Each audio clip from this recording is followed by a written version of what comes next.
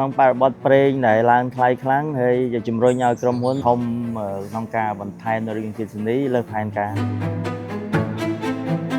បាទគម្រោងយើងក្នុងឆ្នាំនេះនាំចូលបញ្ជាក់ស្ដែងមកដល់ត្រឹមខែ6នេះចំនួន300គ្រឿង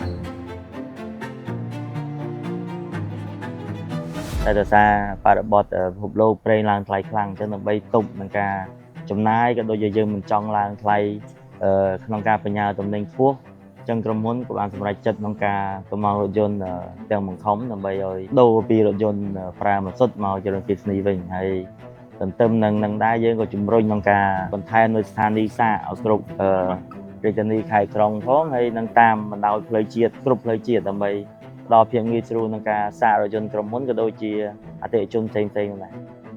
ជាការឆ្លើយតបយើងបានកម្លាំងរថយន្តរាប់រយគ្រឿងដើម្បីជំនួសរថយន្តប្រើម៉ាស៊ូតវិញក្នុងគោលបំណង2ទី1គឺជួយសន្សំចៃដល់អតិថិជនរបស់យើងហើយទី2ក៏ជួយទប់លំនឹងសេដ្ឋកិច្ចរបស់ប្រទេសកម្ពុជាយើងដែល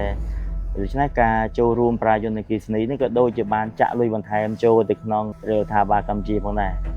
ហើយអ្វីដែលសំខាន់នេះគឺយើងព្យាយាមទៅទប់លំនឹងតម្លៃ